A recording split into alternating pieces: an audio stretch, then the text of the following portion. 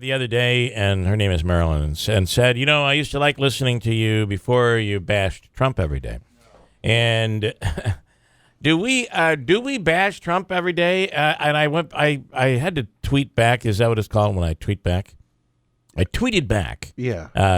I don't bash him every day, and I really don't bash him. I've said I won't vote for him. I've said that. And that's just my personal political views. But I try to show the crazy side of every part of this race. And so she responded back by saying a no vote for Trump is a vote for Hillary. So you support Hillary, and which means you are anti-Remington Arms. So she hit me below the belt there a little bit. And my answer to that is, and I'll come back, I don't care what it is a vote for. Anyone would be better than Donald Trump. That's my belief. Now, I'm not going to talk about it all morning long, but I have the right to have my belief. And I really work hard to try to give all sides to all of this. And, if somebody does something stupid, somebody passes out or has some sort of a trip or a convulsion, whatever it is, getting into a van, we're going to talk about it, and I'm going to try to show all sides.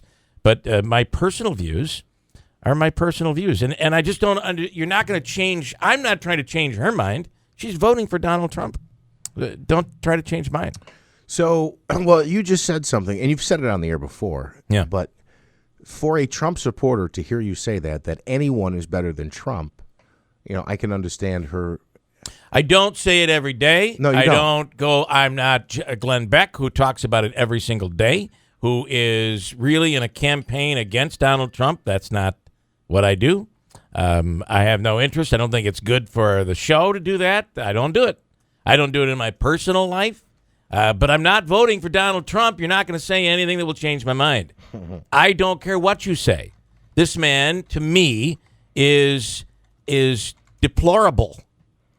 And I think it's fitting. The word is fitting for him. And he doesn't believe in the Constitution. He doesn't understand the Constitution.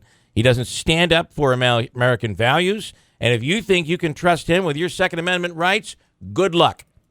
Because he doesn't stand for anything. He stands for whatever he needs to stand for at the moment while he's facing 2,000 people or how many people he has at his event.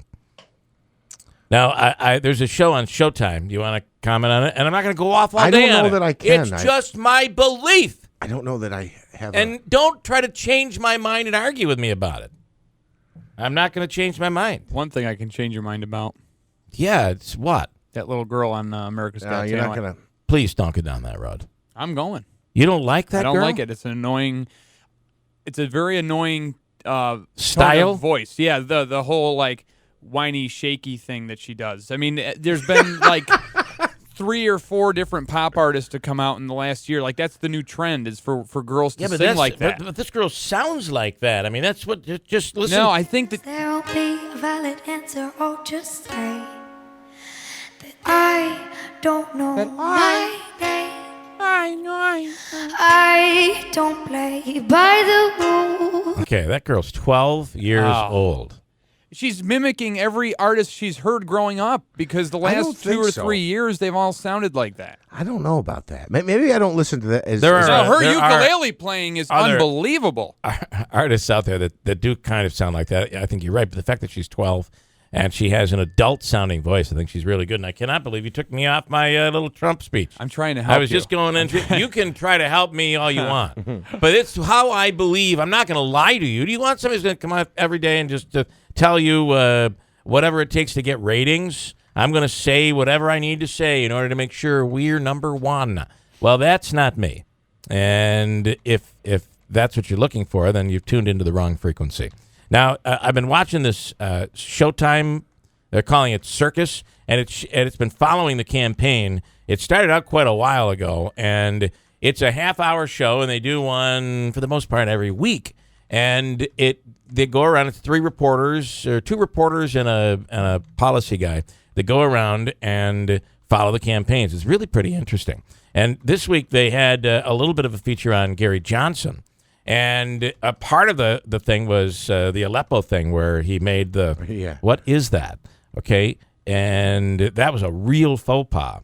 But at the same time, there are some people saying that maybe this has benefited him because nobody was paying attention to Gary Johnson prior to this. And now everybody's like, oh, who would do that? And then as they begin to look, they realize he's a libertarian. He is for less government. Maybe he is an appealing alternative. What do you think? Do you think he has a shot, or is he the spoiler? I do think that there is some appeal to him. Do you know what he stands for? That's the question. I think that most people probably don't. No, they don't. So I'll throw some things out. But I would say, at you. with all due respect, Bill, to someone like you who thinks what you just said about Trump, he's an option. He's an option. Absolutely right. Yeah. So because you don't have a Hillary campaign sign in your backyard or front yard. I don't have any sign in my front yard, Well, but I'm not a Hillary fan. Do I think she's as despicable as what you hear, is what the Jim Zecca crew feels that she is? I don't. I don't think she's that bad. I don't think she's going to come in and take away our guns. But at the same time, she's not somebody that I'm going to vote for. I can't vote for Trump. I can't vote for her. I got to vote for somebody, and maybe Gary Johnson is maybe he's the answer. He's a libertarian, which I like. I like you. We have certain rights, and those rights should be preserved. And I think that government overstepping is a real problem, and we see it more and more and more and more every day and in every presidency, it seems. And the more danger we fall into in the world, the more they want to take away rights, the more the Homeland Security type laws that take away our rights. You know, if you get caught on the thruway and you have a bundle of cash, they can take that because they can assume that it's drug money. Because why else would you have $10,000 in cash, right?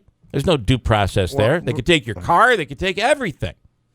Where's the due process? So on civil rights, on economy, there's a post I'm going to put up that actually is called On the Issues.